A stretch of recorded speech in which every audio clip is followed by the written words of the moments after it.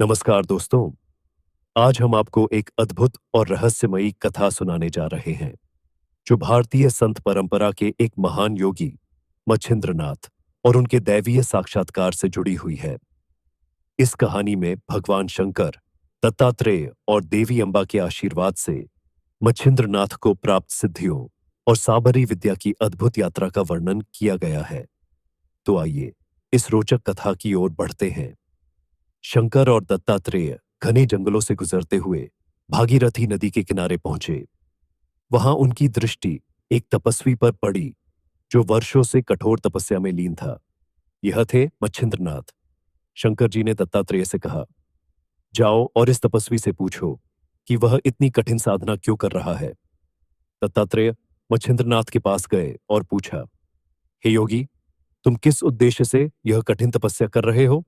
मच्छिंद्रनाथ ने अपनी आंखें खोली और कहा, मुझे यहां तप करते हुए 12 वर्ष हो गए हैं, लेकिन आज पहली बार कोई मुझसे बात करने आया है। आप कौन हैं। दत्तात्रेय बोले, मैं अत्रि ऋषि का पुत्र दत्तात्रेय हूं। अब तुम अपनी इच्छा बताओ। यह सुनकर मच्छिंद्रनाथ को अत्यंत आनंद हुआ। उन्होंने दत्तात्रेय के चरणों में सिर रखकर कहा, हे प्रभु, आपने मुझ पर कृपा की है, अब मुझे ज्ञान प्रदान करें। करुणामय हाथ मच्छिंद्रनाथ के सिर पर रखे और उनके कान में एक दिव्य मंत्र का उपदेश दिया। उस क्षण मच्छिंद्रनाथ को ब्रह्मांड की सच्चाई का साक्षात्कार हुआ। उन्हें हर जगह ईश्वर की उपस्थिति का आभास होने लगा।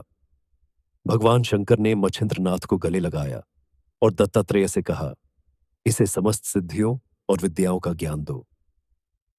तब दत्तात्रेय ने उन्हें सभी रहस्यमयी सिद्धियां और नाथ संप्रदाय की परंपराएं सिखाईं।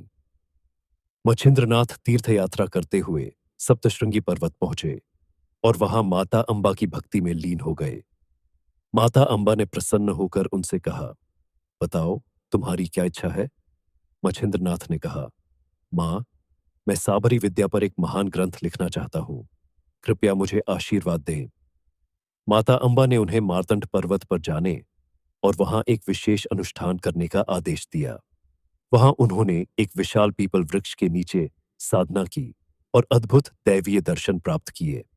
माता अंबा के आदेशानुसार मच्छिंद्रनाथ ने एक विशेष जल स्रोत से स्नान किया और मंत्रों का जाप किया। इस दौरान सूर्यदेव स्वयं प्रकट हुए और उन्हें आशीर्वाद देते हुए कहा, तुम्हारी कविता और विद्या अमर होगी। इसके बाद मच्छिंद्रनाथ ने 7 महीने तक कठिन तपस्या कर सभी देवताओं को प्रसन्न किया और साबरी विद्या पर एक महान ग्रंथ की रचना की। बंगाल की यात्रा के दौरान मच्छिंद्रनाथ चंद्रगिरी नामक गांव पहुंचे। वहां एक ब्राह्मण दंपत्ति संतानहीन होने के कारण दुखी थे। ब्राह्मण की पत्नी सरस्वती ने मच्छिंद्रनाथ से अपनी पीड़ा बताई। मच्छिंद्रनाथ ने एक विशेष भस्म विभूति को मंत्रित कर उसे सरस्वती को दिया और कहा, इसे रात को ग्रहण कर लेना, तुम्हें एक दिव्य पुत्र प्राप्त होगा। सरस्वती ने भस्म लेकर अन्य महिलाओं को यह बात बताई, लेकिन उनके मजाक उड़ाने पर उसने उसे गोबर के ढेर में फेंक दिया। यह अज्ञानता का प्रतीक था। इस कथा से हमें यह सीख मिलती है कि सच्चे संतों के वचन और उनके आशीर्वाद को कभी हल्के में नहीं लेना चाहिए। तो दोस्तों, यह थी मच्छिंद्रनाथ जी की अद्भुत कथा।